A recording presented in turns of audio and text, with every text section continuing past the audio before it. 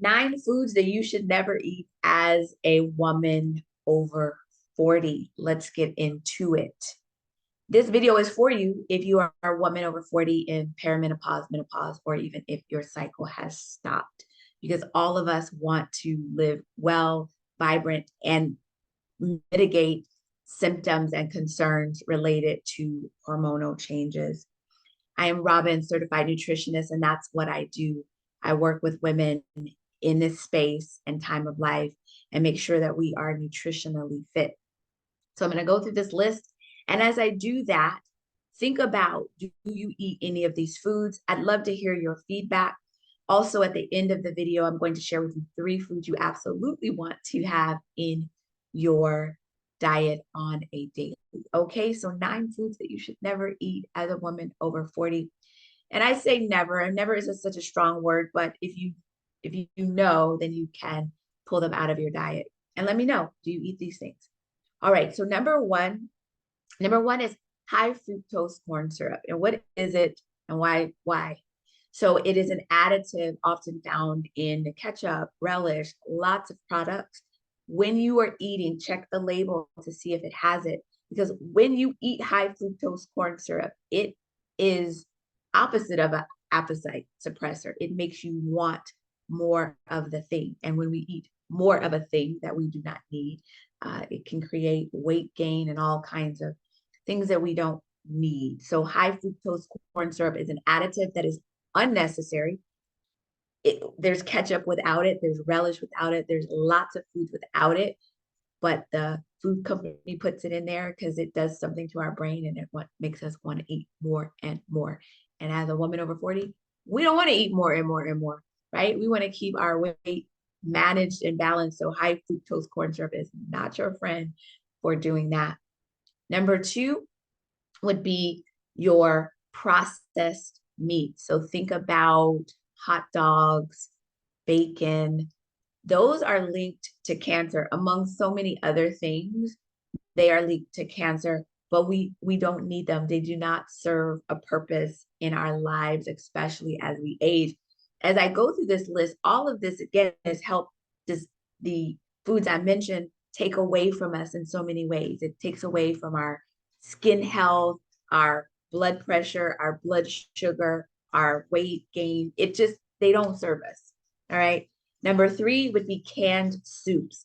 So with your canned soups, there is a lot of sodium in there.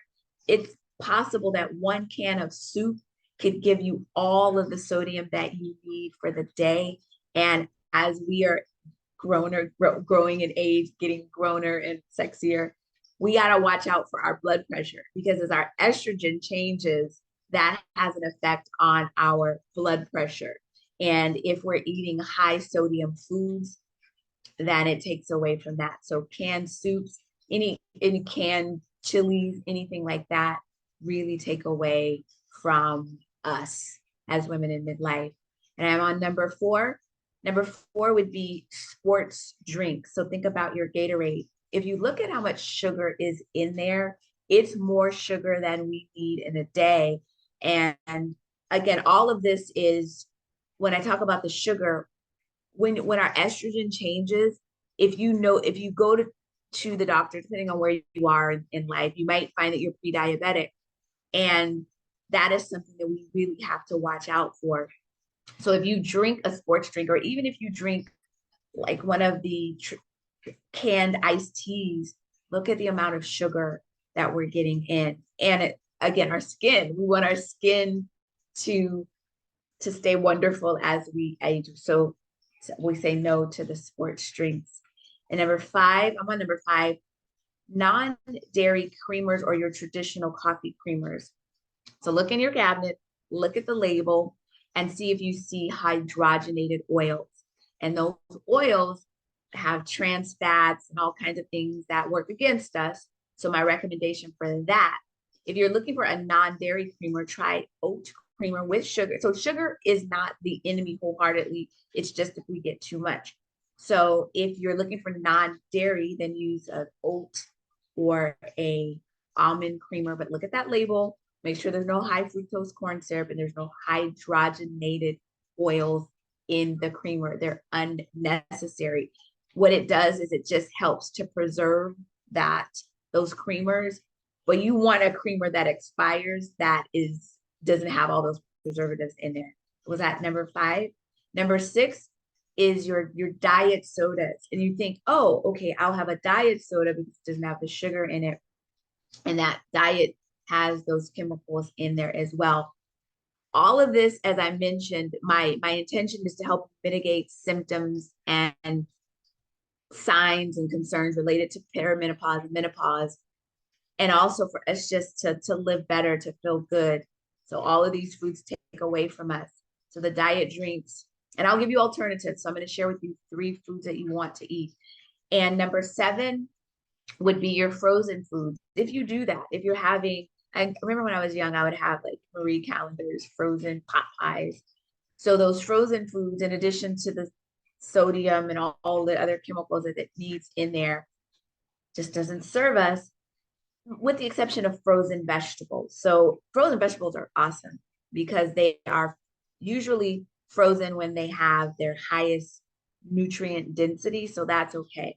But frozen foods like pizza and all those other packaged items does not serve us. And then number 8, if you're having a plate full of pasta, so if you're having like, let's say fettuccine, there's 2 things. If you're having a plate full of pasta, it's usually a lot of pasta, and that's going to affect our weight and our blood sugar.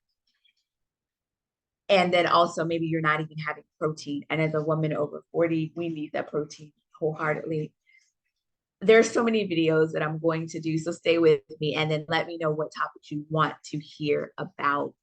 But that was number 8, a plate full of pasta. And then number 9, I would say the foods to avoid or never to have are deep fried, battered foods.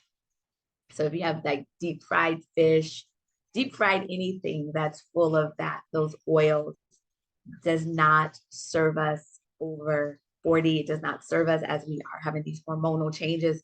Nutrition is such a foundation for us to mitigate these symptoms and concerns related to menopause. And we don't want to put anything in our body, or I don't want to put anything in my body that's going to give me more symptoms and give me more problems and aches and pains. And that list of 9 can do that. So go back and listen to that list again if you missed it. And let me share with you 3 foods that you absolutely want to have in your diet on a daily. I want you to like this video if you liked it. Subscribe to the channel. I'm always going to be sharing information for you. Share this with a girlfriend or sister friend that you know that can use this as well. And leave me a comment. What do you think about what I said?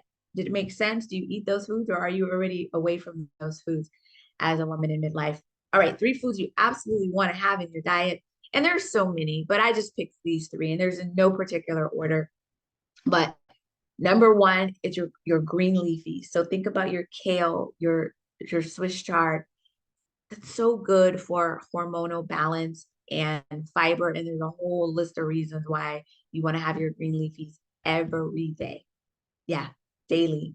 And number 2, if you eat fish, wild caught salmon versus farm raised. So look at the package. It's more expensive, but it's worth it because it's a better quality of food for us. And then number 3, because I was saying, I refrain from having diet sodas or sports drinks, and maybe you're thirsty and maybe you don't want to just drink water. So herbal teas with stevia or sweetened with monk fruit is so good. And I have red clover tea on occasions because, and let me know if you have questions about that. Red clover tea because it helps with estrogen and hormones. And I was about to say something that may be TMI, so I'm going to hold that back. I'm hesitating to say it, but I say that I drink red clover tea and it helps me in some ways. And if you want to know, ask me and I'll tell you. I don't want to just say it on the video. But those are 3 foods that you want to absolutely have: your green leafy, so vegetables in general, your protein, and I recommend wild caught salmon. And then if you're thirsty, go ahead and have some wonderful herbal teas sweetened with stevia or monk fruit. Go back and review that list of 9 foods to avoid if you're a woman over 40, because we don't want to put anything in our bodies additional that's going to bring on these symptoms of menopause, perimenopause, and beyond. We want to be as proactive as we can so that we can feel good into this journey. All right, peace and blessings. Again, this is Robin, certified nutrition specialist. Oh, if you want to go deeper, I did a class that you can get your hands on, and it talks about the key foods, and I give you so many of them that you want to have in your diet on a daily. And I go into details about the foods you want to make sure you have in your diet, and also some other activities that you want to partake in to mitigate symptoms and concerns related to our perimenopause, menopause journey, and all the things that happen with our hormones. And so that is a complimentary class that you can watch right now. So grab that. There's the information is below. It's a class on demand. It's about an hour long, but I go deep into it, and you want to make sure you take notes. All right, peace and blessings. This has been good. Make sure that you leave me some comments and let me know what other videos you would like to see. Think well, eat well, and be well. This is Robin from Necessary Nutrition. Take care. Peace.